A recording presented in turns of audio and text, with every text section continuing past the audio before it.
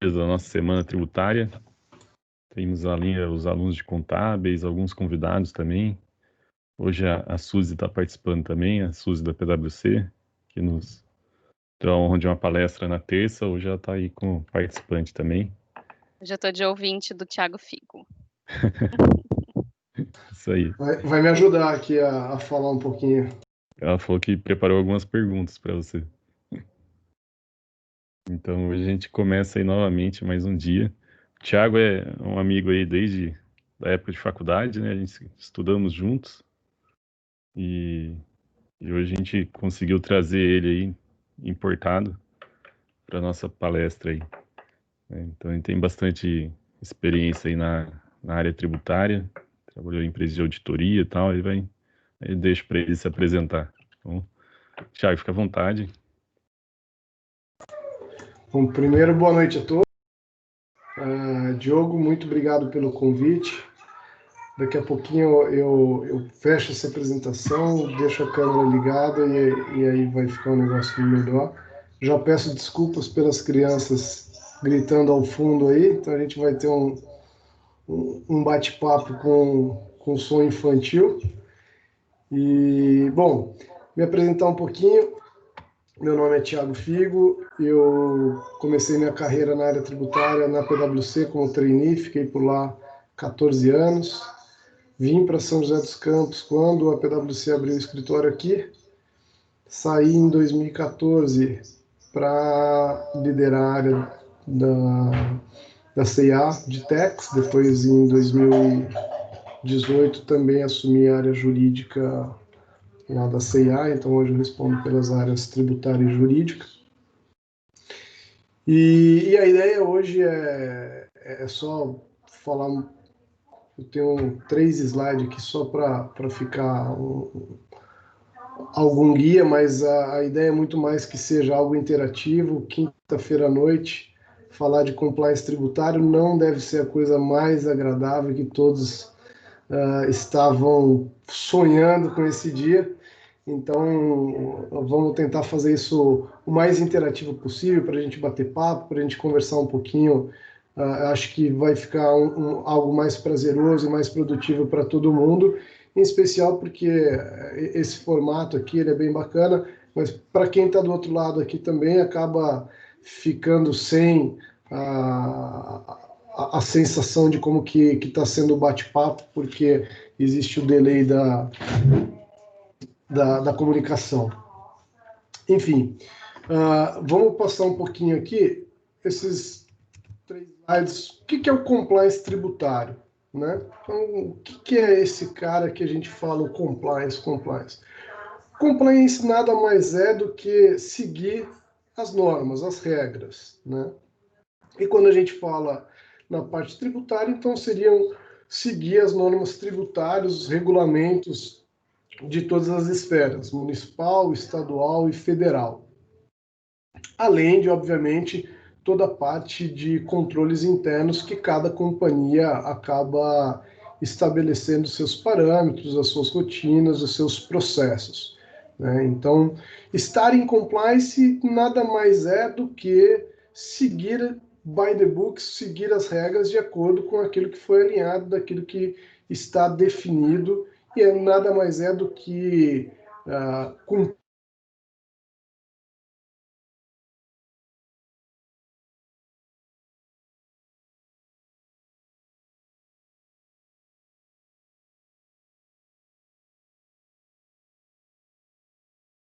Thiago, eu acho que travou a sua conexão.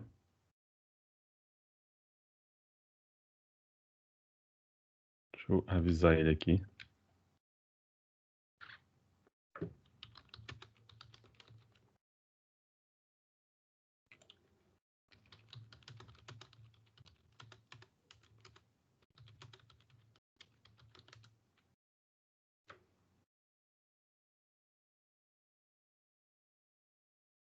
Deve ter travado ele, Vocês né? conseguem me ouvir por aqui?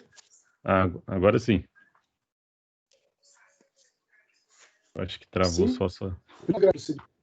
Bom, agora voltou, acho que Voltou. Desculpa a conexão aqui, pessoal. Não, tranquilo, acontece. Acabou não saiu o compartilhamento, né? Isso.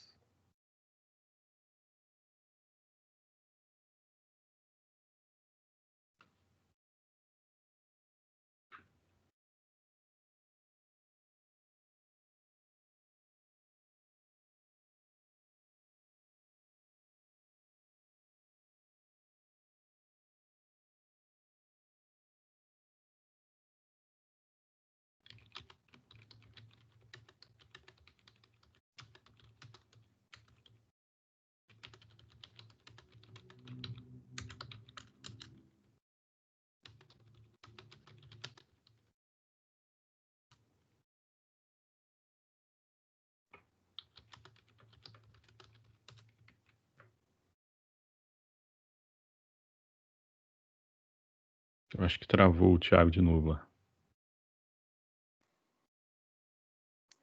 Travou de novo aí, Diogo? Voltar aqui. Agora voltou, Ti. Agora voltou. Tá.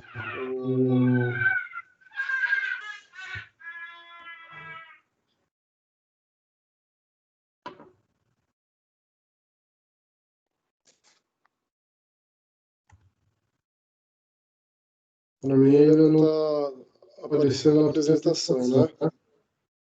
Não, só tá a sua imagem só.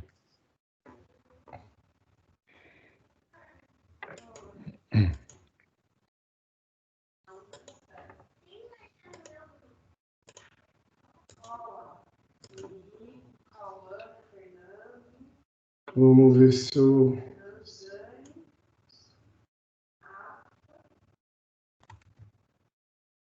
Vamos ver se eu consigo compartilhar. Se eu não conseguir, a gente vai conversando aqui. Pode ser.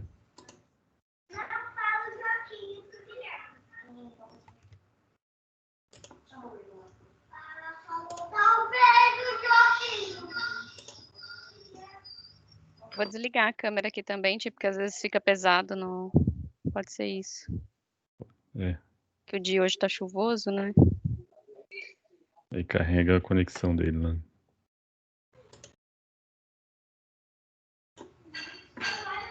Agora apareceu a apresentação. Eu não sei se... Para mim, eu acho que é mais o Teams, viu, Suzy? Não é a conexão, não. É o Teams do computador que está travando mais para mim. Ah, pode ser. Às vezes também, se estiver assistindo as outras TVs, estiver ligada com a Netflix ou está baixando algum outro conteúdo em outro computador, daí deixa o prato mais pesado, daí não consegue compartilhar a live. É possível, viu? Mas acontece. Porque as crianças em casa, esse horário é sempre mais complexo. Mas vamos lá. Então, como eu trouxe aqui, quando a gente... Agora apareceu aí para vocês, né? Apareceu. Perfeito. Então, quando a gente fala em compliance, a gente pensa bastante olhando para a parte federal, né? A gente vê todo esse conjunto de informações que é requerido pelas autoridades no sistema SPED, que a gente tem o SPED contábil com SF, o REINF, nota fiscal eletrônica e social, recebimento eletrônico, CTS, nota fiscal consumidor eletrônico, né, que são os cupons, e aí na parte contábil a gente tem SPED contábil, ECD, você tem o bloco K, SPED contribuições, enfim. Todo esse emaranhado de informações que a gente tem que periodicamente entregar para as autoridades fazendárias, né, as autoridades competentes, todos eles são um conjunto de normas no qual temos que estar em compliance e seguir todo aquele conjunto de regras. Quando a gente vai um pouquinho mais para obrigações acessórias, quando a gente inclui os estados e municípios, aí a gente tem uma quantidade de obrigações absurdas. Só para vocês terem uma dimensão, aqui na CIA a gente acaba tendo cerca de 1.000 obrigações acessórias mensais para entregar. Se a gente dividir isso por dia, e por dia útil, então a gente tem aí um caminhão, uma quantidade imensa de obrigações. Se isso fosse dividido igualmente por cada dia da semana, o que a gente sabe que não é uma verdade, isso daria cerca de 50 obrigações acessórias diariamente sendo entregues para as diferentes autoridades competentes. Então, quando a gente fala da parte tributária, o compliance, ele de fato é algo que toma um tempo extremamente grande das atividades de uma área tributária das companhias, porque isso demanda um conjunto de informações que precisam ser extraídas dos bancos de dados, dos ERPs, tratadas dentro do que a norma exige, né? Levadas num formato específico que é solicitado e entregue tempestivamente para as autoridades competentes. Então, na minha visão, quando a gente pensa em compliance, o compliance que eu brinco com o time compliance tem que ser o primeiro planejamento tributário de uma área tributária. Por quê? Não adianta nada você ficar buscando oportunidades e, em contrapartida, está deixando uma série de rastros, uma série de obrigações não cumpridas, que isso invariavelmente vai implicar em autuações, em questionamentos, em penalidades, né? Dentro do compliance, além de tudo isso, nós temos uma necessidade operacional, porque a gente precisa estar em compliance para ter todas as CNDs, todos os documentos necessários, especialmente para empresas que trabalham muito com órgãos públicos. Estar em compliance é algo obrigatório, né? E quando eu falo muito com o time, né, quando eu falo com área tributária, aí eu vou deixar de compartilhar a tela aqui para eu conseguir olhar um pouquinho mais para a tela, olhar para vocês, e a gente começa a interagir um pouquinho mais para falar do meu entendimento, e aí a gente vai interagindo para falar um pouco do compliance. Então, hoje em dia, quando eu penso na área tributária, a área tributária ela sempre foi vista muito como transacional, né? Então, aquela área chata, que era praticamente o recebimento de mercadorias, aquele cara que tinha que ficar escriturando nota, arquivando nota, e aquela parte bem burocrática, bastante chata e pouco sexy, vamos dizer assim, né? Uma área que tinha um apelo bastante limitado em termos de atratividade. Porém, se a gente olhar a parte do compliance tributário com uma outra perspectiva, olhando com uma perspectiva da quantidade de informações estratégicas e cruciais para a companhia que passam por ali, a atividade de compliance ela é extremamente importante, extremamente estratégica, e de verdade eu não vejo que ela fica nem um pouco atrás quando as pessoas pensam em tributário, né? Trabalhar na área tributária, as pessoas têm muito aquela visão de trabalhar na área de planejamento tributário, de fazer grandes operações societárias, aquela coisa que realmente é muito bacana, mas elas não são recorrentes, né? No final do dia, os grandes planejamentos tributários, eles ocorrem quando você tem algumas movimentações específicas, seja uma compra, uma aquisição, uma fusão, uma cisão, ou algum outro movimento societário que você tenha mais especificamente, mas não é algo recorrente, não faz parte ali do dia a dia da companhia, ou pelo menos da maioria das companhias. Algumas companhias elas acabam tendo esse tipo de atividade mais no dia a dia, porque a própria companhia ela tem como parte do dia a dia ali, fazer muitas aquisições, fusões, e aí são grandes conglomerados que você acaba tendo uma demanda para ter essas atividades de planejamento realmente no dia a dia. Porém, na grande maioria das empresas, essas atividades elas vão ser esporádicas. E o compliance tributário, se muito bem feito, vamos esquecer a parte que o compliance ele não é negociável, né? As empresas precisam estar em compliance, precisam entregar toda a parte de obrigações acessórias, todas as informações requeridas, tempestivamente, sob pena das penalidades que cada órgão impõe. Porém, se os gestores, se o time que tem acesso às informações tributárias olhar para ela de uma forma estratégica, toda a parte de entrada, todas as movimentações, todas as saídas de mercadorias, enfim, toda a vida da companhia, ela está passando ali pelo compliance tributário, né? Então, hoje, quando a gente fala muito de BI, né, toda a parte de tecnologia, toda essa parte de data lake, banco de dados e coisas do tipo, a área tributária e o compliance tributário em particular, ele é extremamente estratégico, ele é uma fonte de informações muito, muito, muito importante. Então, se bem utilizado, ele passa a direcionar as ações da companhia. Então, e a área que trabalha com essas informações, ela acaba tendo uma importância dentro das corporações muito diferente.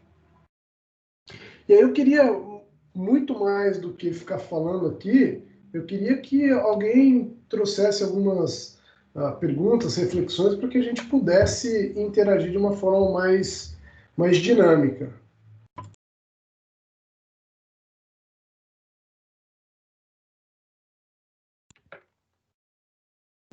Pode fazerem perguntas, um de cada vez. Fiquem à vontade, pessoal. Vamos lá, Não precisa ter vergonha, não. Eu sofro bastante com as declarações aqui, porque eu faço tanto a parte fiscal como a parte de departamento pessoal, né?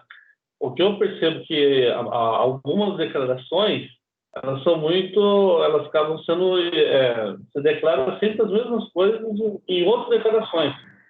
O governo deveria unificar mais isso para simplificar. A gente fica muito perdido em declaração nova, ECD, CF, SPED, né? Porque no SPED fiscal, por exemplo, o semestre, ele abarca praticamente quase tudo, quase todas as informações. Eles têm que ter FD contribuições, que inclusive já dá até hoje, para quem esquecer, e praticamente tem sempre quase as mesmas informações. Então, devia unificar melhor isso, unificar numa declaração para que funcione melhor, né? Na verdade, não é nem uma pergunta, é mais uma explanação. Não, mas é um bom ponto, Anderson, e você está certo, porque de fato hoje quando a gente fala em digitalização, quando a gente fala em toda aporte de tecnologia, que as empresas hoje têm focado muitos esforços nisso, a gente tem que lembrar que o fisco ele está muito à frente dos contribuintes. Ele começou essa parte muito antes, né? E eles estão extremamente avançados nessa dinâmica, porém, eles foram introduzindo novas obrigações acessórias, levando toda a parte de escrituração digital, toda a parte eletrônica, mas eles foram mantendo algumas outras obrigações já existentes. Então, de fato, existe uma duplicidade de informações que são transmitidas em diferentes obrigações acessórias absurdas,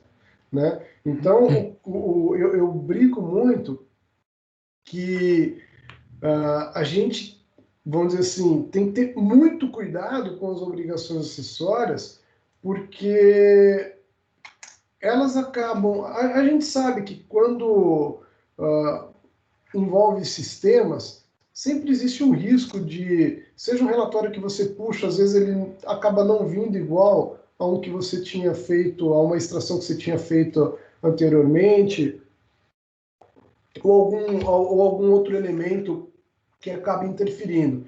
E às vezes você acaba puxando as mesmas informações para levar para as obrigações acessórias que são as mesmas informações, mais em diferentes obrigações acessórias, que muitas vezes são prestadas em diferentes momentos, e as informações acabam não sendo coerentes. Então, esse compliance que hoje a gente tem que fazer, ele tem que ser ainda mais cauteloso, porque a gente acaba tendo que pegar as diferentes obrigações acessórias, entender quais são as informações requeridas em cada uma delas, para verificar se as informações que nós estamos transmitindo ao fisco, elas estão coerentes, elas estão iguais entre as diferentes obrigações acessórias. Porque um dos cruzamentos que o próprio fisco acaba fazendo é isso. Então, ele acaba verificando divergência de informações, ele já traz para a gente ali um erro que sequer a gente tinha ciência, né?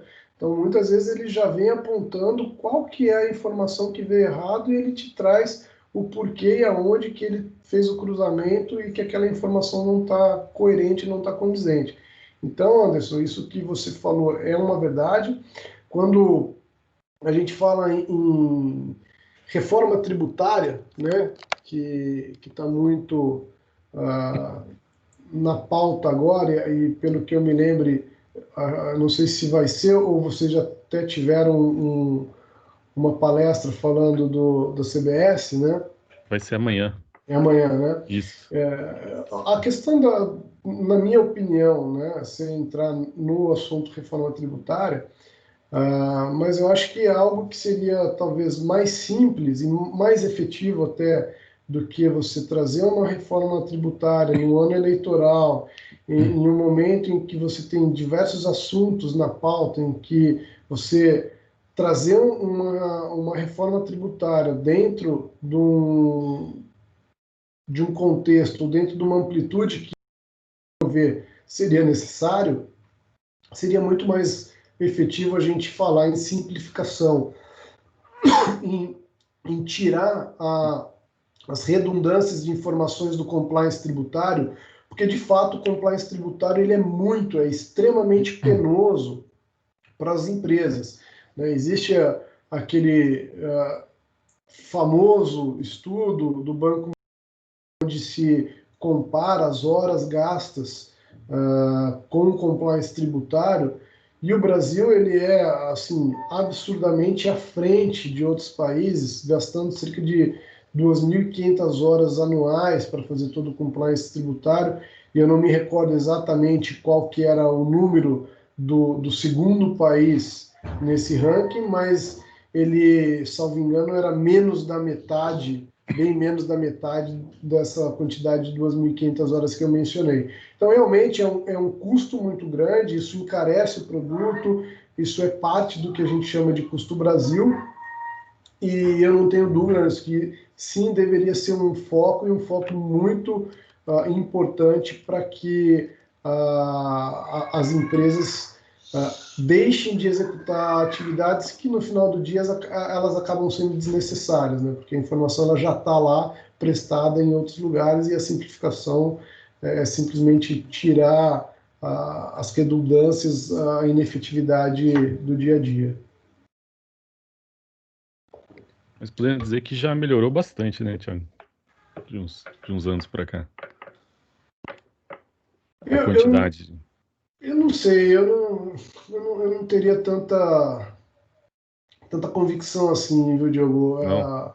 Eu acho que ainda o que acho que melhorou muito é a forma como elas são feitas, acho que toda a parte de digitalização, a parte de informatização das áreas, o relacionamento mais eletrônico com o fisco, acho que ele traz essa sensação, porque sem dúvida nenhuma a gente consegue ganhar produtividade quando a gente traz, vamos dizer assim, toda a padronização, quando a gente consegue trazer a informatização, em muitos casos a robotização para ajudar no compliance tributário, ele traz essa sensação de que melhorou bastante e de algum modo melhorou, né? É mais padronizado. Os SPEDs, sem dúvida alguma, eles vieram a contribuir muito, né?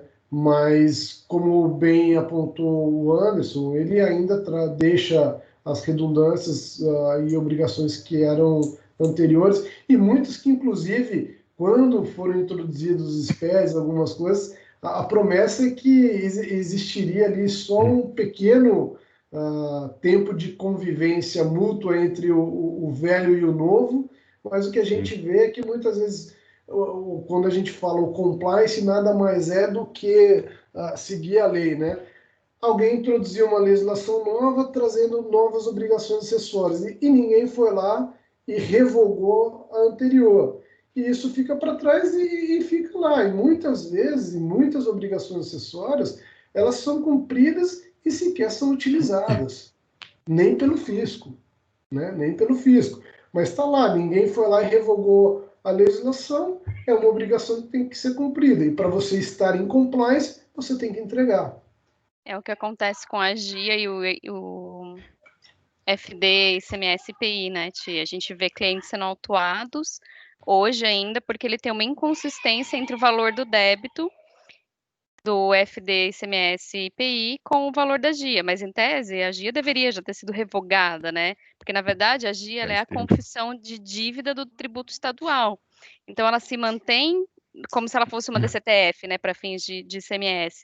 Então ela se mantém em função disso, mas causa, além da duplicidade, ainda causa essa exposição aos contribuintes, né? Assim, a gente tem casos de várias empresas que às vezes que têm sido autuadas em função dessa diferença e cobradas, né? Então, assim, todo o custo de defesa, todo o custo de conciliação para poder, né, responder essa autuação e tudo isso entra na conta, né?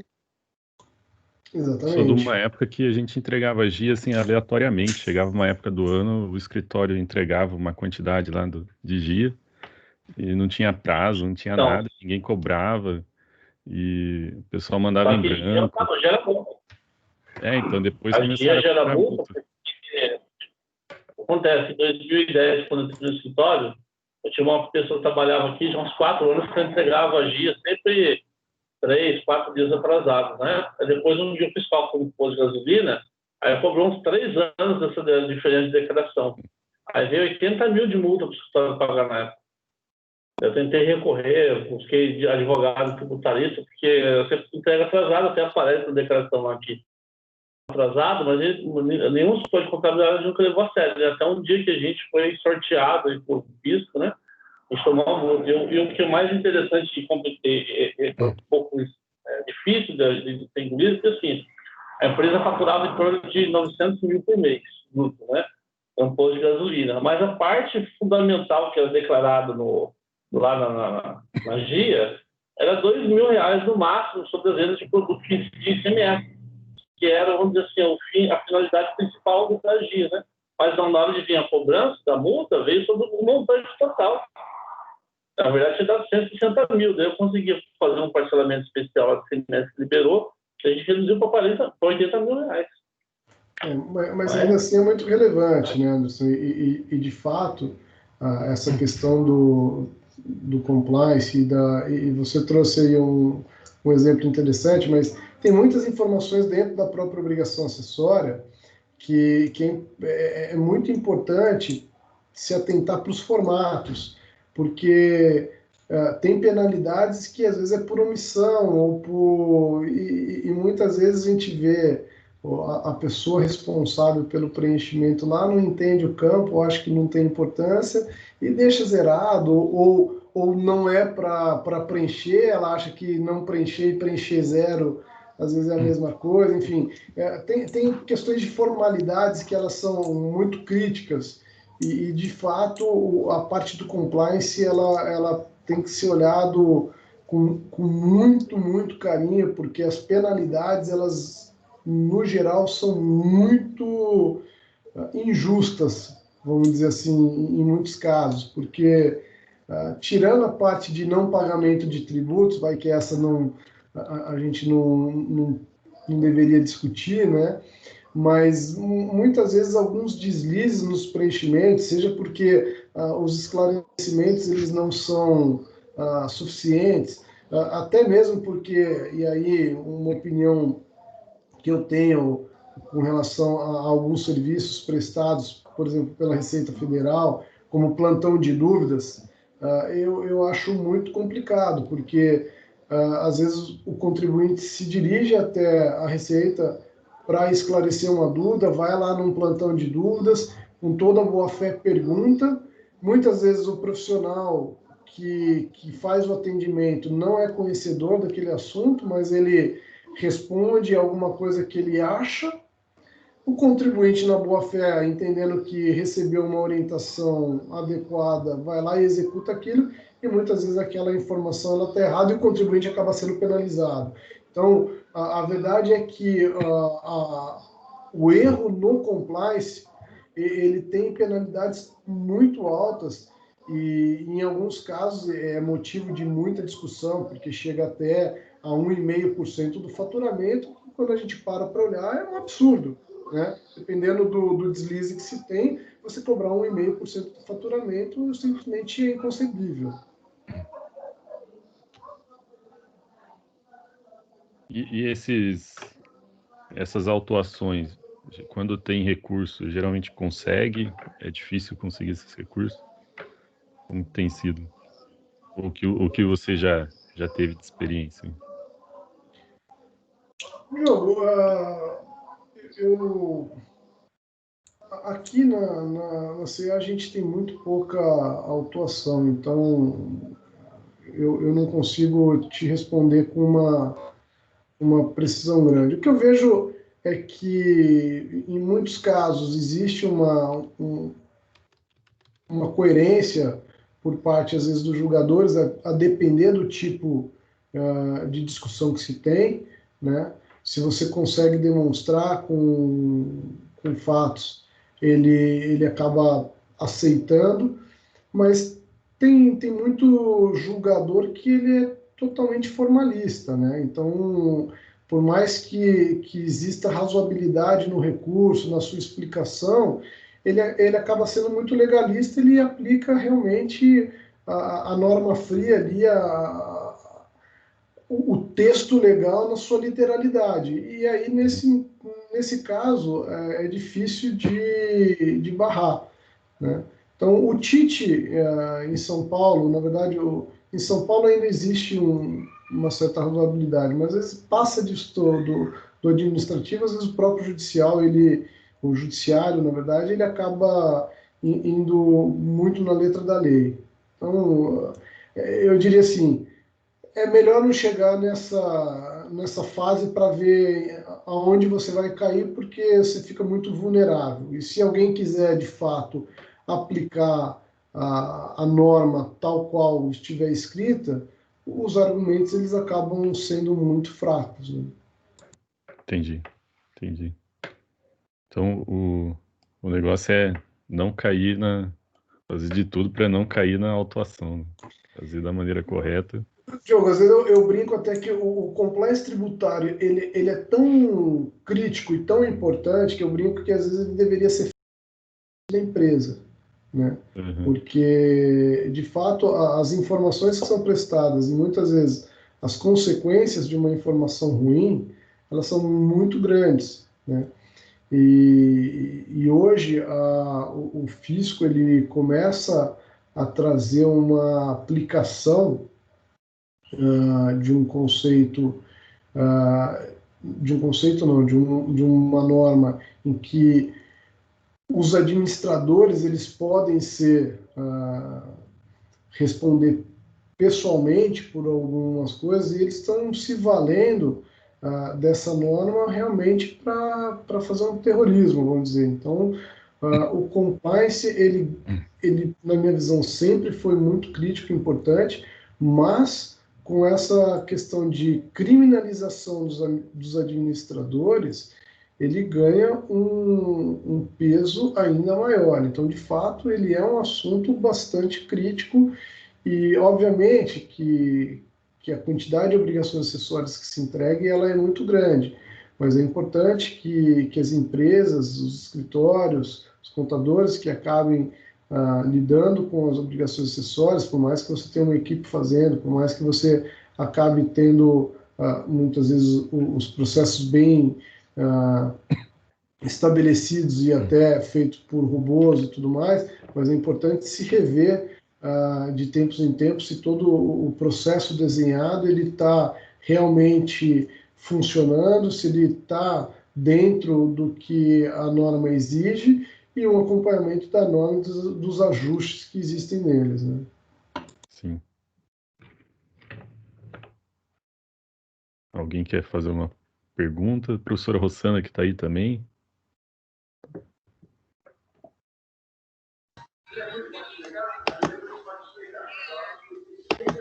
Oi, desculpa, estava todo mundo aqui para não atrapalhar. Não, tá ótima a conversa, é interessante. Eu fiquei até curiosa com uma coisa, o Tiago. Quando você falou de toda a parte do compliance tributário que você faz na sua empresa, você trabalha em São José dos Campos ou numa matriz em São Paulo? Assim, como que é?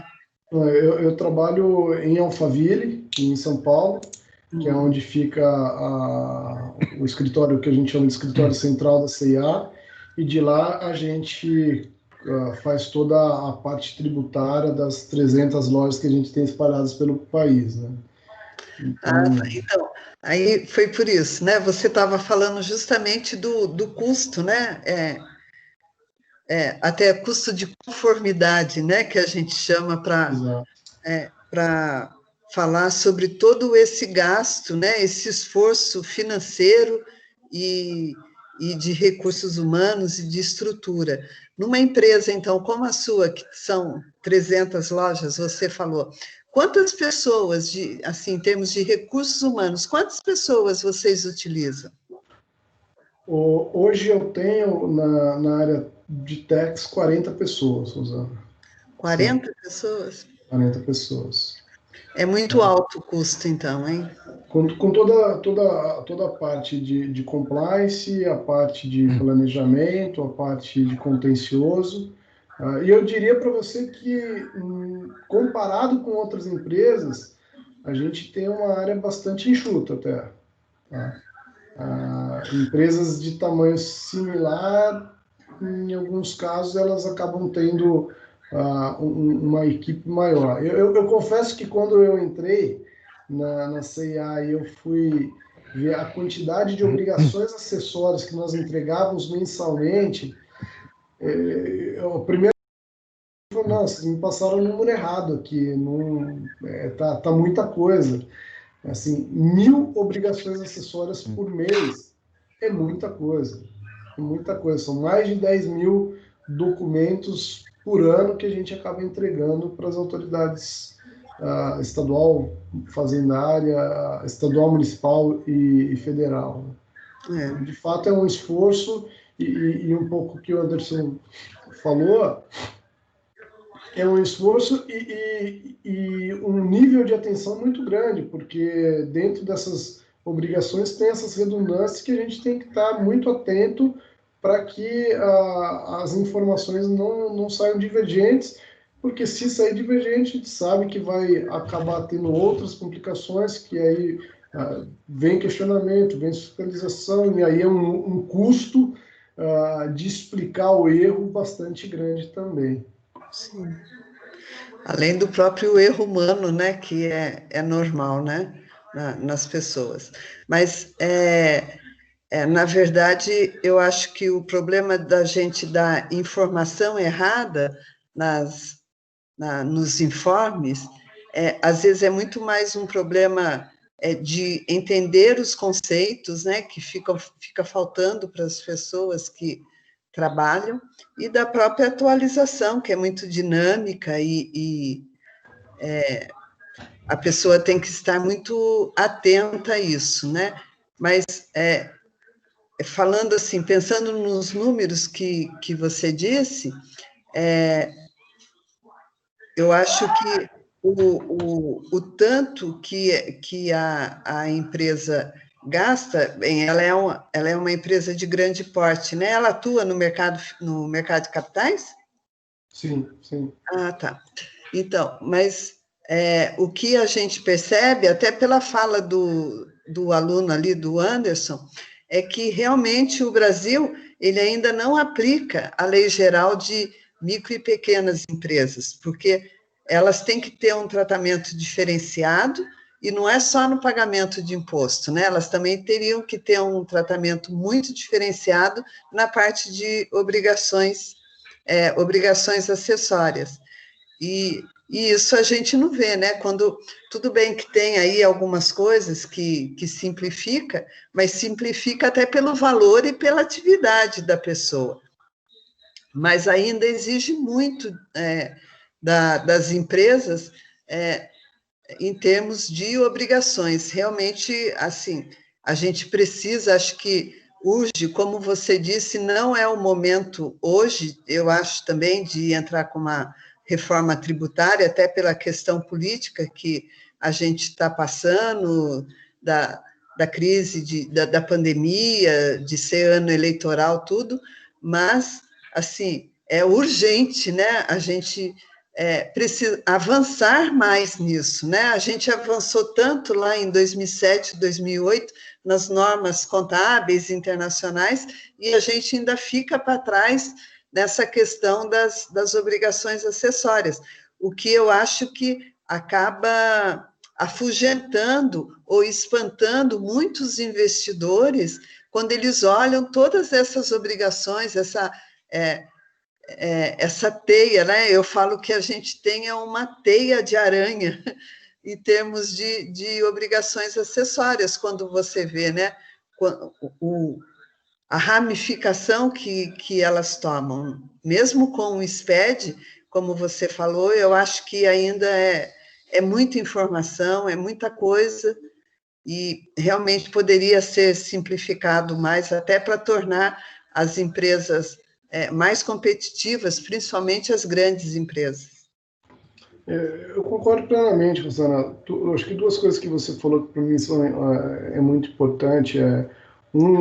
Pensando na parte de execução do compliance, muitas vezes a pessoa que está fazendo de fato, ela entende pouco, ela sabe o que tem que fazer, mas não sabe o porquê está fazendo, né? E isso é extremamente perigoso, né? A criticidade dentro da execução, do preenchimento de uma obrigação acessória, ela é fundamental, né? Porque as consequências de uma informação errada, ela é muito danosa. Então, de fato, a compreensão, o porquê que se entrega uma obrigação acessória, qual que é o objetivo daquela informação, ela é muito importante para essa criticidade e muitas vezes não se tem. E quando a gente vai para o segundo tópico que você falou, que é diferentes níveis de estrutura de companhias, eu concordo plenamente, né? Porque a realidade do pequeno e do médio empresário, ela é completamente outra. E a quantidade de obrigações acessórias, a quantidade de compliance que ele tem que atender, muitas vezes não é condizente com o tamanho da estrutura que o negócio permite que ele tenha, né? E então, de fato, isso acaba, como eu mencionei lá atrás, isso é um entrave muito grande do custo Brasil. Então, deveria sim, na minha visão, a gente ter um pouquinho mais de olhar de negócios, né? Pensando em simplificar, e o simplificar não necessariamente precisa implicar em pagar menos tributo, por exemplo, né? Mas se você já tirar um pouquinho o peso do compliance, o peso da conformidade, que é esse custo Brasil, ele já ajuda bastante. Então, obviamente, quando a gente olha... Um exemplo, acho que bastante claro, quando a gente pensa em simples, né? A empresa do Simples, ela tem uma quantidade de obrigações menores. Quando a gente pensa em empresas um pouco maior, quando a gente fala em lucro real, em lucro presumido, você tem diferenças também, mas muitas vezes quando você pensa em lucro real e lucro presumido, isso é uma questão de rentabilidade, a pessoa vai fazer uma conta, e muitas vezes uma empresa pequena, a rentabilidade dela não justifica ela aderir, por exemplo, um lucro presumido que tem algumas facilidades. Sim, ela acaba sendo uma opção tributária. Exato, ela acaba sendo obrigada a ir para um lucro real, porque é onde ela vai pagar menos tributo, mas os controles que ela acaba tendo que ter são muito maiores, e às vezes essas coisas acabam embaralhando todo o meio de campo ali, né? E de verdade, nenhum empresário quer não estar em conformidade, nenhum empresário não quer pagar tributos. Todo empresário ele quer fazer as coisas dentro da regularidade, né? Porque para ele é uma garantia, para ele é uma tranquilidade também. Mas ele tem que ter condições, ele precisa estar apto a fazer, né? Então, de fato, esse acho que é um ponto muito crítico e, na minha humilde opinião, deveria sim ser foco de muito mais debate do que vem tendo em cima da... Se fala muito em simplificação, mas na prática eu não vejo ações para isso. Verdade. Eu puxei esse assunto, na verdade, mais para os alunos entenderem, né, o contexto de todo esse momento que a gente vive hoje na contabilidade, principalmente na área tributária. E você trouxe, de fato, a contabilidade, ela avançou muito desde a 11638, com alinhamento com normas internacionais, ela vem crescendo, e essas coisas com relação... E até para grandes empresas, isso trouxe ainda mais controles, né?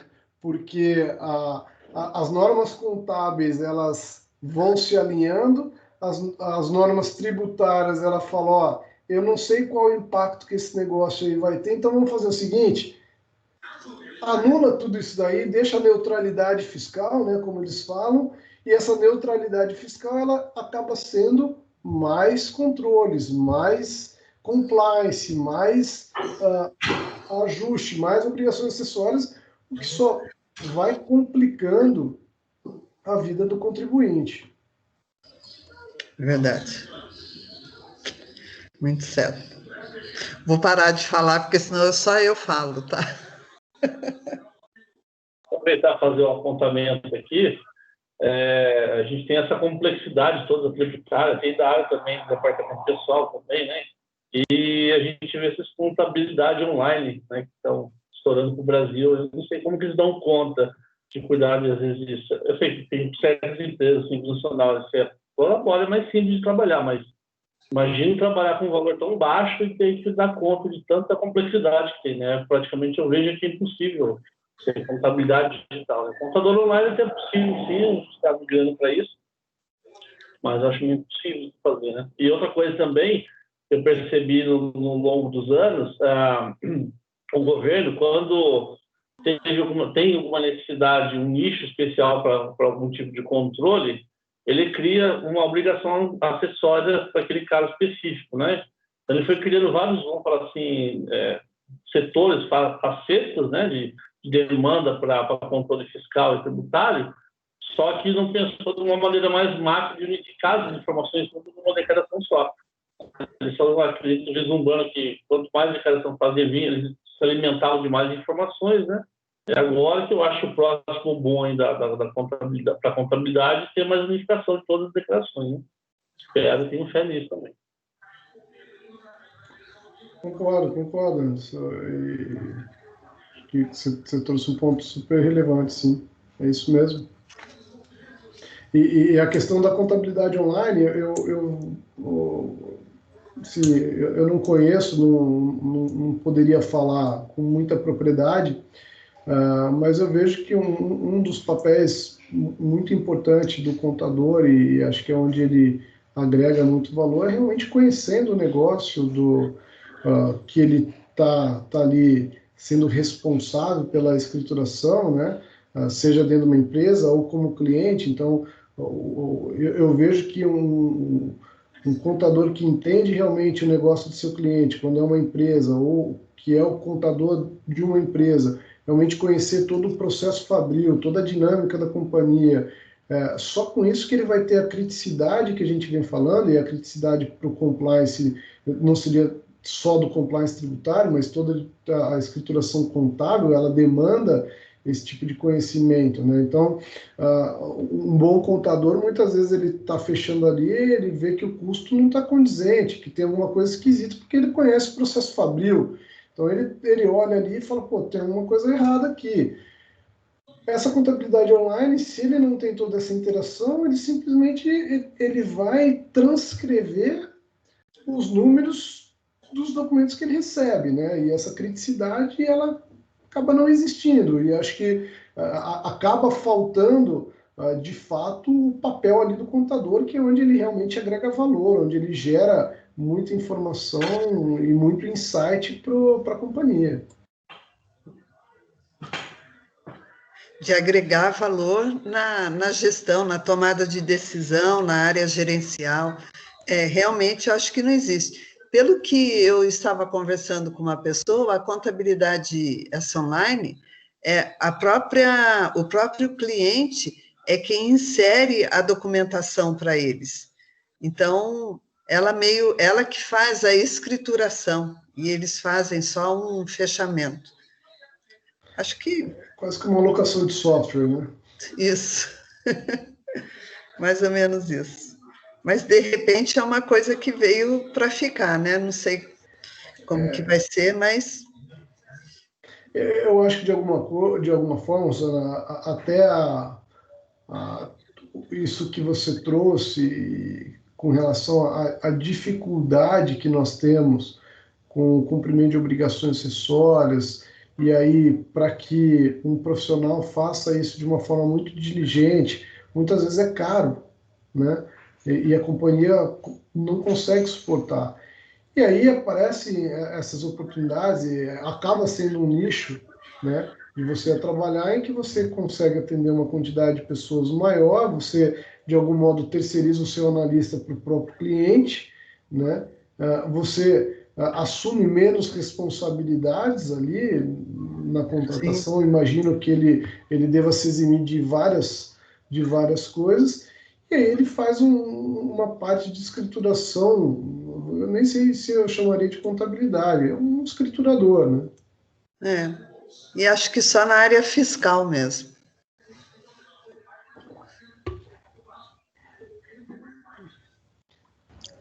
E aí, pessoal, tem alguém que... Tiago, eu queria fazer uma pergunta com relação à guerra fiscal. Você, como da C&A, uma loja que tem distribuidoras em toda a parte do Brasil, eu queria entender assim, como que seria um estudo para vocês, para saber na onde que seria um estado legal para vocês investirem, porque com essa guerra fiscal, cada estado tem um jeito diferente de interpretar, uma mesma mercadoria num estado é por uma alíquota, aí essa mesma mercadoria para um outro estado já é uma outra alíquota, você tem que pagar um diferencial, alguma coisa assim. Eu queria entender como que seria um estudo para você saber se aquele estado seria bom de você investir ou não, uma fábrica, alguma coisa assim. Vamos lá, William. Acho que é uma pergunta bem legal, e apesar de quando a gente pensa em compliance, a gente pensa mais nas obrigações acessórias, mas isso que você trouxe aí também é um ponto de atenção quando a gente fala em compliance, quando a gente pensa em compliance norma de uma forma mais ampla. E aí, o que você mencionou de benefícios fiscais, né? Quando você vai aderir a um determinado benefício, é importante você avaliar toda a parte de compliance para saber se aquele benefício ele atende todas as regras de concessão de benefício, validação de CONFAS, coisas do tipo. Do contrário, você poderia estar assumindo um eventual risco, e aí o gerenciamento desse risco ele faz parte desse compliance também. Mas, indo mais objetivamente para a sua pergunta, no geral você vai ter que conhecer muito bem o fluxo eu vou falar das informações aqui, mas na verdade é o fluxo da sua operação, né? Então, se a gente estiver falando de uma fábrica, aquela fábrica em determinada unidade da federação, da onde virão os insumos para que a fabricação ocorra, você acaba tendo que fazer uma análise, não só... Se for uma análise meramente tributária, você simplesmente vai fazer um cálculo, um estudo da onde vêm os insumos, qual a alíquota, se vem interestadual, qual que é a alíquota que entra, quais os créditos que você vai tomar, todos os custos que vão ter ali na sua transformação e aonde está o seu mercado consumidor, né? E aí você fazendo essa matemática, trazendo todas as aquisições, menos os créditos, todas as suas saídas, menos os débitos, quanto que soma comparado com o cenário base que deveria ser ou o cenário atual onde a companhia está, ou um outro estado em que, se você está instalando, você vai fazer o comparativo entre uma geografia A e geografia B, vai fazer essas mesmas avaliações e, ao final, ele vai trazer uma conta numérica do ponto de vista tributário. Se, ao final, aquela diferença de alíquota ela vai fazer com que o custo tributário seja maior ou menor em A ou B. Porém, isso precisa estar conjugado com outros elementos, principalmente com o elemento logístico, porque em muitos casos, geografias ou estados em que você tem algumas oportunidades tributárias, a depender de onde está o seu mercado consumidor, o custo de frete ele simplesmente consome todo o ganho tributário, William. Então, não é uma resposta de prateleira, de fato é um estudo que você tem que analisar, mas tem que olhar todo o fluxo da transação para entender da onde vêm as mercadorias ou os insumos, para onde vão para o mercado consumidor, para onde que está, e aí essa matemática entre entradas e saídas, ela precisa ser mais benéfica, né? A matemática tem que ser mais positiva num determinado lugar perante o outro, e aí isso tem que estar composto com outros elementos logísticos, mão de obra e tudo mais. Respondeu, William? Respondeu sim. Muito obrigado pela explicação.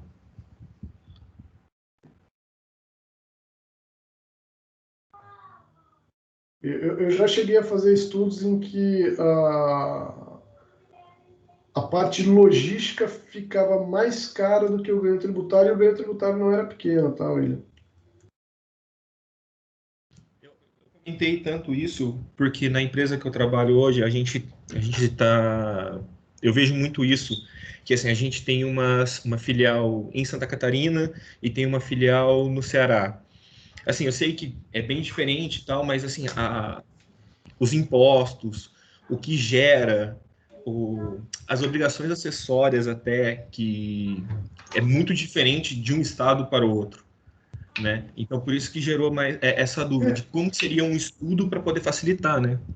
Tem um ponto, William, que é importante também considerar nesses estudos, que, por exemplo, Santa Catarina, né? Então, Santa Catarina ela tem alguns benefícios lá de importação, né? Então, você operar lá pelo Porto de Itajaí, Tubarão, enfim, você tem alguns benefícios. Porém, em muitos casos, o que a depender de como que é a dinâmica da empresa, ela acaba tendo numericamente aquele ganho, porém ela não consegue dar vazão, ela não consegue utilizar aquele crédito tributário. E aí, ao longo do tempo, esse crédito tributário ele acaba sendo questionado com relação à realização dele. Se for uma empresa auditada, em algum momento a sua auditoria vai falar: você precisa fazer um impairment desse seu crédito tributário que você nunca vai conseguir utilizar. Então, num primeiro momento, você tem um ganho contábil daqueles números, mas ali no futuro, você não conseguindo dar vazão para esse número, ele invariavelmente acaba voltando para o resultado como despesa, e todo aquele ganho que você teve nos primeiros anos, ele acaba vindo como custo lá nos anos subsequentes.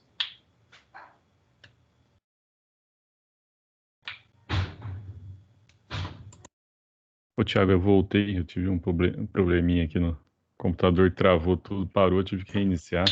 Sei como foi, eu também tive no começo. Acontece, nessa pandemia aí os computadores não estão aguentando.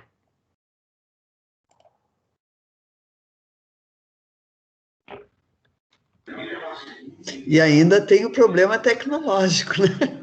Exatamente. Compliance também.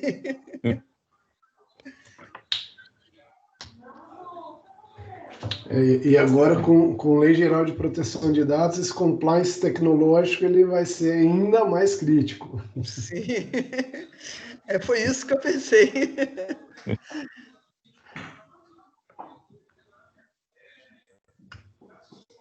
Alguém mais? Vamos lá, pessoal. Quem podem aproveitar aí para fazer as perguntas, tirar dúvidas, curiosidades. Não tem ninguém fazendo TCC de compliance? Sobre esse assunto, atualmente não. Pior que não. É um assunto que, vamos combinar, ele não é muito atrativo, né? Já tivemos uns trabalhos assim, mas atualmente não. Na verdade, sim, ele acho que eu falei não atrativo, mas ele tem uma atratividade grande, mas essa atratividade acho que vai muito na linha do que a gente falou da questão do compliance versus o custo Brasil, né? Então, é um tema super legal, mas, de fato, ele requer uma dedicação e um esforço bastante grande, e aí você tem uma literatura mais esparsa, né? Então, realmente, talvez vai mais para alguém querendo fazer um mestrado ali do que um TCC, né? Isso é verdade.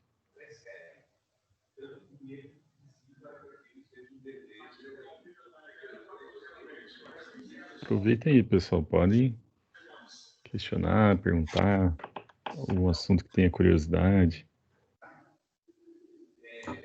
E pode ser perguntas fora do compliance também aqui, como o William trouxe, que acho que foi uma pergunta bem bacana. Legal. Tiago, meu nome é Fernando, Ciências Contábeis, 8º semestre.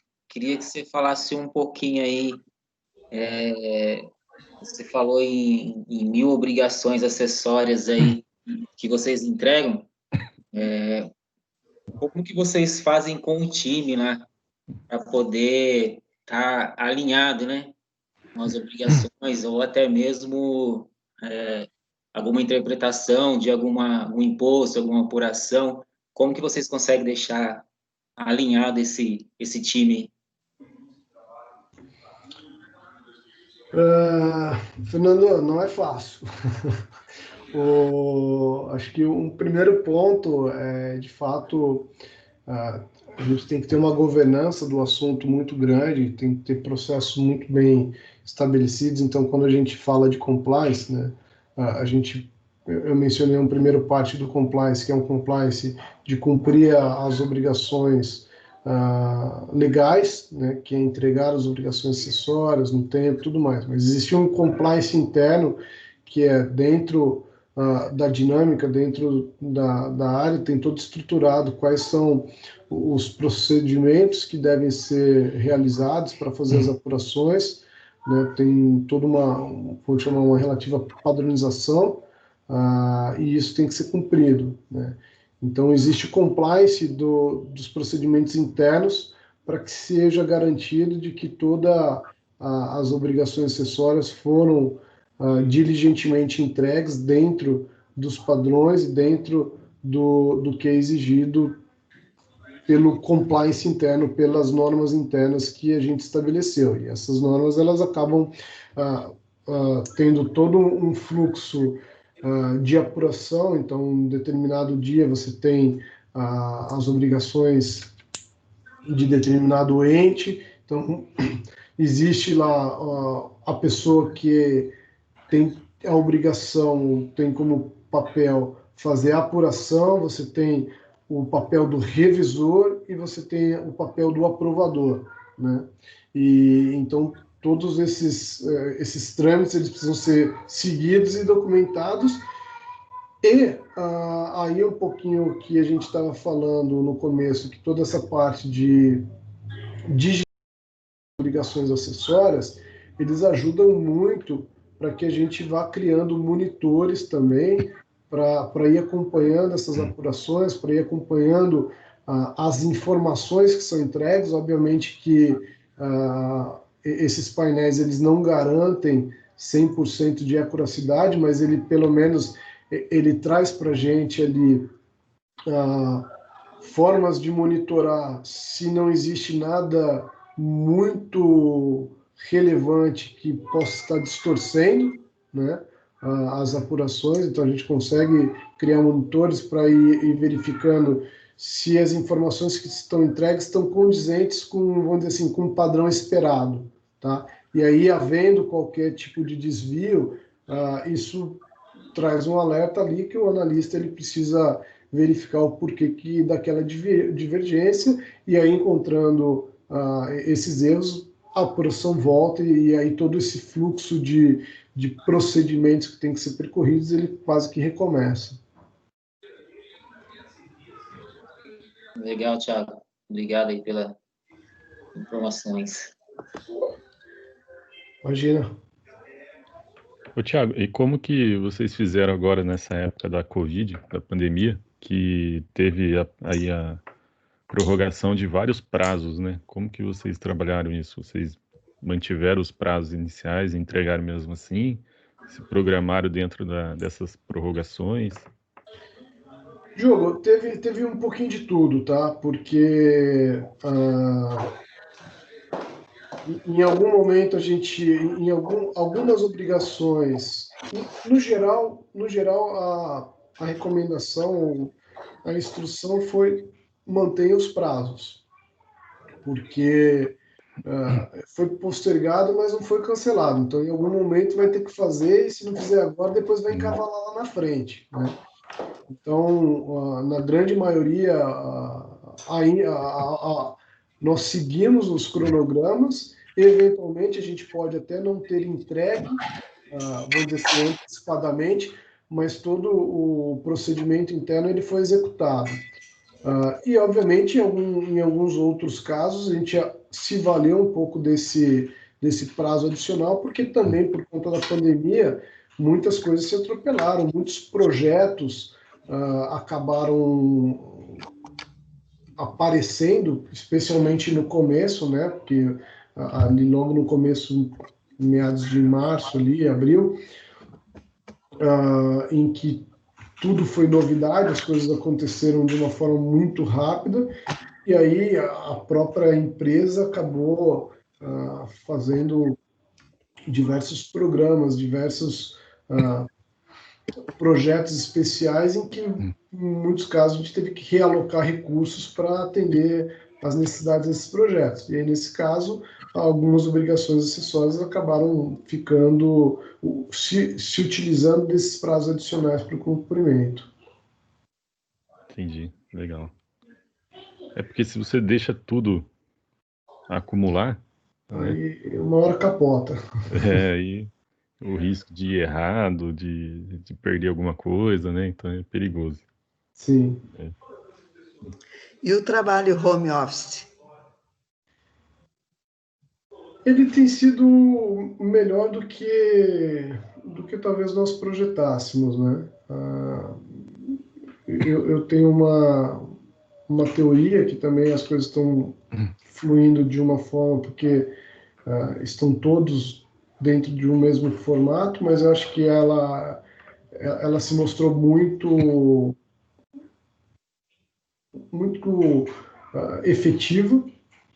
Eu acho que uma coisa legal que essa pandemia trouxe foi que mostrou que o trabalho de home office ele é tão efetivo, em alguns momentos até mais efetivo do que o próprio escritório. As pessoas acabam... E vamos combinar que a gente está dentro de um cenário que ele ainda não é o normal, né? Não seria o normal de um home office, não está nas condições ideais, porque você tem quem tem filhos, os filhos estão em casa, demandam atenção para a questão de aulas online e tudo mais, mas tem funcionado muito bem, Rosana, e especialmente as interações com as outras áreas têm ocorrido de uma forma muito efetiva. Então, as pessoas, talvez porque estejam distantes, elas não tenham tanto receio em abordar umas às outras, né? Coisa que é curioso, mas às vezes no escritório as pessoas estão tão próximas, mas ao mesmo tempo elas ficam tão distantes. Verdade. E o home office, de algum modo, trouxe essa quebra. Até, por exemplo, eu preciso fazer uma reunião. Antes a pessoa só chamava, vamos supor, eu chamava o Diogo para fazer uma reunião com o Diogo. E agora aqui é 15 minutinhos, então eu chamo o Diogo, chamo você, chamo o Fernando, chamo o William, e aí coloca todo mundo ali, e então a interação das pessoas acabou sendo maior. As pessoas estão tendo contato com muito mais pessoas na organização. Então, por esse aspecto, ele foi positivo. Legal. Bastante gente está encontrando boas opções, né? Ou boas oportunidades no trabalho home office. Sim, e a produtividade ela tem sido boa também. A gente tem, pelo menos nessa parte do compliance, do que é realmente mais transacional e mais sistematizado, sem dúvida a produtividade tem sido bastante boa. Legal. E aí, pessoal? Quem mais tem perguntas, curiosidades? Eu quero fazer mais. Fique à vontade. O Anderson de novo. Quero fazer uma pergunta. Pelo que você falou, a contabilidade de vocês fazem a contabilidade da CA do Brasil inteiro, né?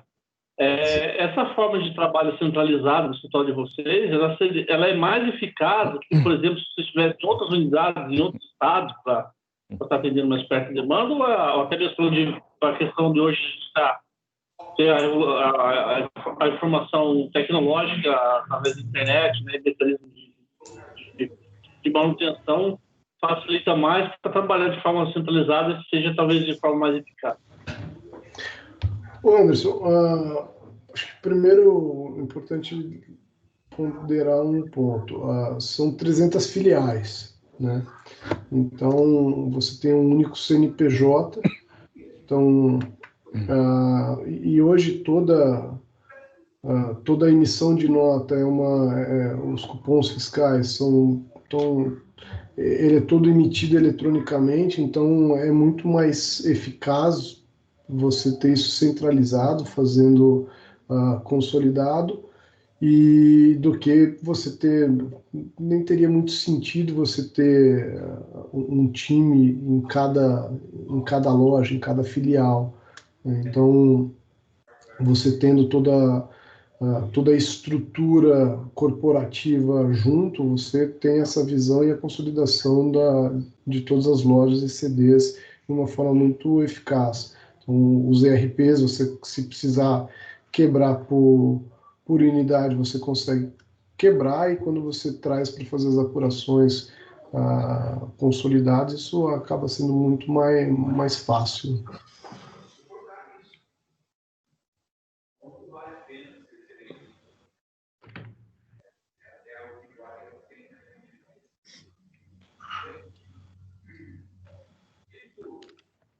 Não sei se respondeu aí, Anderson.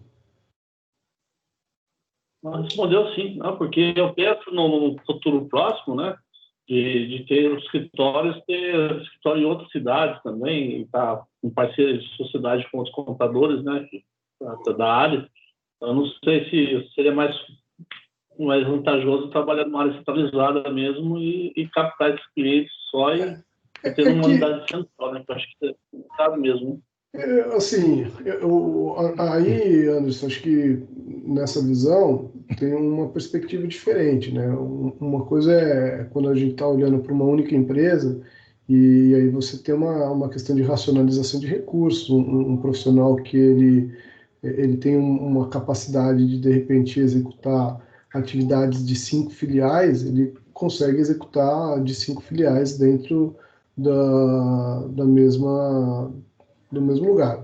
Talvez seja parecido fazendo um paralelo com o escritório de contabilidade, em que você não está fisicamente nos seus clientes, mas um analista seu, um profissional do escritório, ele consegue atender 5, 10 clientes, né, estando no mesmo lugar. A questão, quando a gente pensa em escritórios de contabilidade, você ter ramificações e presenças geográficas acho que é muito mais de você conseguir acessar uma quantidade maior de clientes e ter um atendimento mais eficiente e eficaz, uma vez que você vai ter a proximidade com o cliente, porque no final do dia, na minha visão,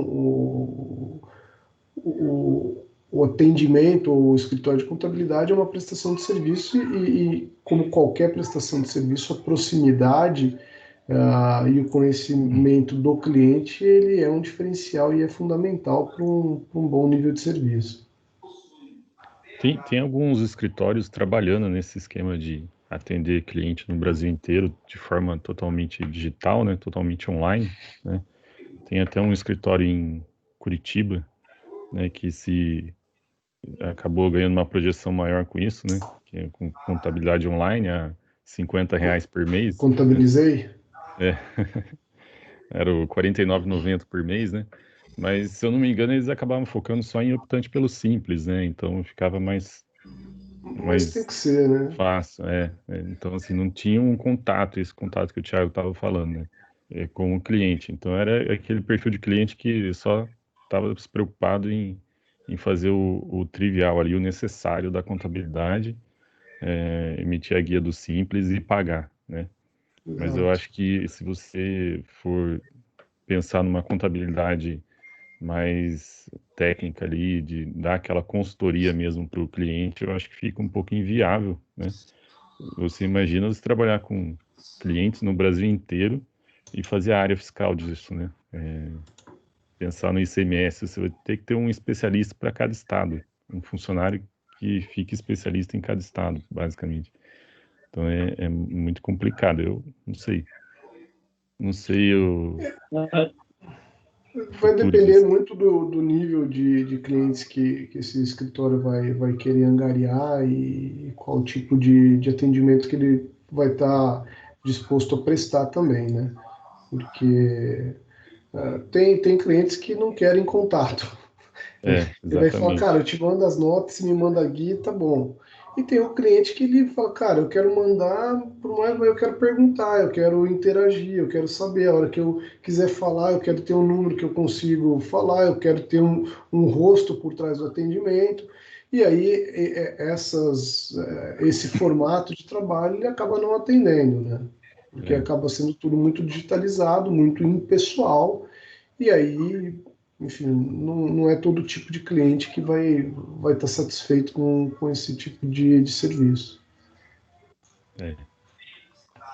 Eles ganharam notoriedade, tem clientes no Brasil inteiro, né? Cresceram bastante, mas não sei. Sim, sem dúvida, no primeiro momento, a questão preço, ela é um atrativo, né? Exatamente. É. E era um valor Mas tem uma fechado, né? questão aí também. Tem uma questão também, porque você envolve também, mesmo sendo empresa simples, tem funcionários, tem sindicato que é regional, a questão estadual também, imposto, dá algum problema no Estado, como que você tem que resolver? Você precisa até ir no postal, na Receita Federal da região e na prefeitura, porque nem aqui em Jacareí que é complicado, se você ficar devendo R$1 de imposto, e você exclui do Simples Nacional. Então, chega no final do ano, você tem uma demanda de, mas como é que você vai fazer isso cuidando do Estado do Brasil inteiro? É meio difícil, porque uma hora você vai precisar e vai fazer como? Vai mandar o próprio cliente lá tentar resolver? Ele Isso vai não dá acabar tendo os certo. correspondentes, né? Na verdade, era o próprio cliente. Eu tenho um amigo que foi cliente lá da Contabilizei, e quando a parte de abertura na prefeitura, por exemplo, que era uma empresa prestadora de serviço, ele mesmo teve que ir lá na prefeitura e fazer todo o trâmite lá, né? Às Porque vezes é eles difícil, né? não tinham como. Porque tem dificuldade, né? Tem pessoas que não conseguem para elaborar um contrato, um documento no papel para a prefeitura, né? Às vezes tem mais dificuldade. Apesar que hoje está melhorando bem isso, né? Esse entregador estadual está facilitando mais a vida da gente, mas sempre tem essa demanda que você tem que dar essa assistência direta para o cliente, por menos que seja que só emite uma nota e gera uma guia do INSS, sempre vai ter um probleminha que você vai ter que resolver algum órgão durante uma hora. E como que você faz isso? Se é estadual, você tem que resolver, a gente tem noção. É meio difícil de trabalhar. No final, Fernando, eu acho que tem muito um elemento em que o contador ele tem que prestar um serviço muito eficiente, muito próximo, porque eu imagino que muitas vezes essa motivação por sair vai por uma percepção de que o atendimento ele não está bom e aquele serviço está caro, né? E o que você não pode deixar acontecer é ter essa percepção de que o que você está recebendo pela prestação do seu serviço tem um sentimento de que está caro, de que está injusto, que ele está pagando mais do que ele está recebendo. Então, eu vejo muito como realmente uma necessidade, um nível de atendimento muito grande. E vamos combinar, essa parte burocrática é chato e muitas vezes o empresário ele desconhece. Então também precisa às vezes ter uma parte dos profissionais de contabilidade de trazer um pouquinho de conhecimento, né, e de todo o trabalho que é muito importante e muito árduo que é feito pelos contadores, para que esse trabalho seja muito valorizado como deve ser, porque, como você falou, qualquer errinho que se tem aqui, o impacto é muito grande, né? E aí o empresário vai gritar, né? E, então ele tem que entender que, cara, para você ter um nível de serviço adequado, para que você tenha um bom atendimento e você tenha a disponibilidade que tem que ter, especialmente para quando acontecem os problemas, porque enquanto está tudo certo, está tudo bonitinho, é só escriturar, não, sabe, ninguém vai reclamar. Mas a partir do momento que deu esse problema por conta de R$ 1 que foi errado, precisa ir no órgão público, aí que a pessoa vai começar a ver que aqueles R$ 50 ali tá ficando. Aqueles R$ 50 está caro. Exatamente. Teve um amigo meu que ele tem uma empresa de.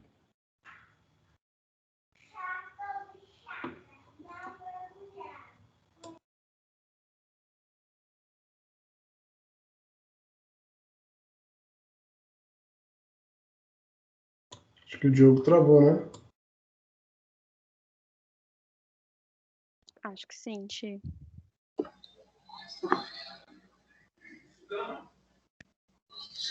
Quando chove, dá esse problema, né, gente?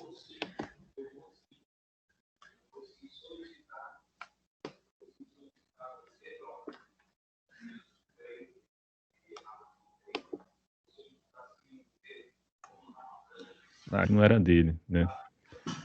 E isso aí acabou gerando aí um imposto a pagar mais alto para ele no faturamento dele, né?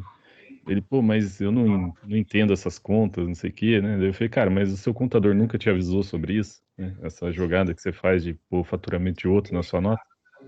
Ele falou, cara, ele nem sabe disso, nem fala com ele só me manda guia. Eu falei, cara, mas você nunca pergunta, né? Ele falou, cara, eu pago R$ 200 para ele por mês, eu tenho até vergonha de ficar pedindo as coisas para ele. Eu falei, então, aí você tomou um prejuízo, cara, porque agora você vai pagar uma alíquota mais alta mesmo, né? Não tem jeito, né? E tava assim, a gente fez uma simulação lá e tava pagando coisa de, acho que 8% a mais, 6% a mais na época. Então, e que no final era considerável, né? A única coisa que eu falei para ele, cara, troca de contador então. Você paga um pouquinho mais caro, mas pega alguém de confiança que vai te dar uma assessoria melhor, que agora... Na verdade, paga mais caro e economiza, né? Exatamente, né? É um pequeno detalhe, né? Então, são coisas que às vezes o cara não presta atenção, ele está preocupado mais em pagar menos no contador, e aí eu acho que vai da classe também se valorizar um pouquinho, né? Não ficar cobrando R$ 200, R$ 50. E se todos se valorizassem, né? Eu acho que ninguém cobraria esse valor, né? Acho que a professora Rossana, que foi sócia de escritório, ela até pode dar um testemunho disso, né? Do que a gente vivencia disso. Ixi, faz tanto tempo, hein? Eu tive escritório, acho que por 30 anos, mas já faz 20 que eu não tenho. que eu não tenho mais, mas eu acho que esse problema de escritório de contabilidade, eu vivi vários momentos, né, de escritórios de contabilidade com as pessoas. Eu entendo que o maior problema dos contadores é justamente não dar uma complementação gerencial, como o Tiago falou. Tem muito cliente que ele prefere me dar a nota, eu te dou as guias, tchau e benção. Ele não acrescenta, ele não agrega as coisas para as empresas. E eu acho que é isso que faz muita falta para as empresas hoje em dia, hoje, principalmente hoje em dia, que a gente conhece tanto de administração. Eu acho que o contador pode contribuir muito para as empresas, tendo um escritório bem montado, bem elaborado, e não só fazer a área fiscal, também fazer uma parte gerencial, de gestão. Eu acho muito importante isso. Isso sem contar o risco que o contador tem, né? De toda essa responsabilidade, né, que o Thiago trouxe, tanta obrigação que a gente tem, para o cara se expor assim por R$ 200 por mês. Sim, sim. Exatamente. Eu acho que daí é a pessoa que tem que se valorizar como contador, como uma pessoa responsável, né? E que realmente tenha uma relação, um relacionamento com o seu cliente.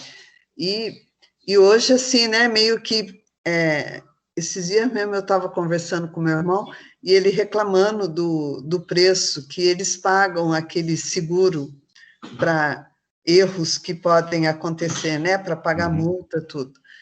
E não sei o que aconteceu lá, eles erraram em alguma coisa não sei se foi de DCTF. Eu sei que tem a ver com a parte dos empregados, não estou lembrando agora o que é. Mas talvez seja do SPED mesmo. E uma empresa levou uma multa e, assim, para eles conseguirem resgatar esse valor, deu maior trabalho, eles tiveram que provar que eles que erraram, mais ou menos isso. Mas ainda assim existe ainda essa possibilidade, né, de você mitigar um pouco a sua responsabilidade nessa questão de erros cometidos, que você acaba sendo totalmente o responsável. Já lá no Contabilidade Online, a gente estava até conversando, Diogo, agora que você tinha saído, que justamente a responsabilidade da pessoa, do cliente que contrata, é muito maior, porque é ela quem insere os documentos. Então, se ela inserir errado, ele vai transmitir errado, né? E a responsabilidade é dela. Exatamente. Mas muitas vezes o cara não sabe disso, né? Ele está preocupado com os R$ 49,90 que ele vai pagar por mês. Ninguém sobrevive, né? Nem sei como que eles sobrevivem com isso, viu? Deve ser um monte de robozinho. Eles até têm bastante funcionário lá, mas a carteira que eles têm que ter de cliente é muito maior para sustentar tudo isso.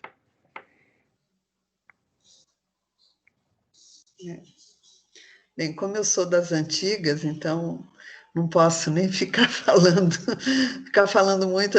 A gente tem assim, tem hora que eu tenho um pouco de receio de fazer uma crítica ou de fazer um julgamento e estar já meio que ultrapassada nesse meu pensamento, né? Não ser tão aberta para as coisas novas. Então, eu acho que tem que ver realmente os dois lados, né? Eu acho que para as empresas que são bem pequenas, né? Tipo empresa que dá consultores, né? Por exemplo, consultores que às vezes dá 1, 2 notas por mês, deve compensar. Com certeza. Mais alguém? Alguma pergunta?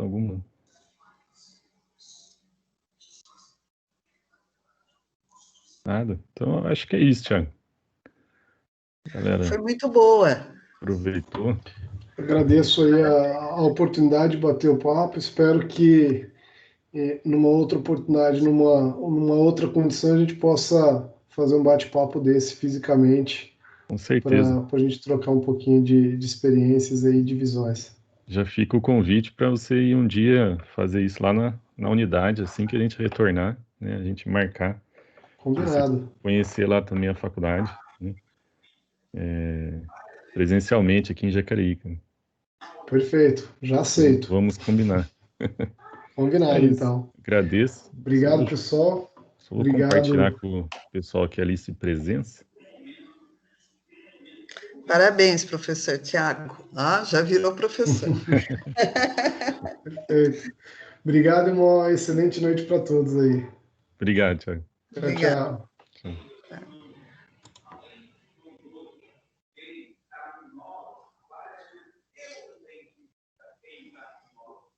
Aproveitar também e parabenizar vocês dois aí, que hoje é dia dos professores, né?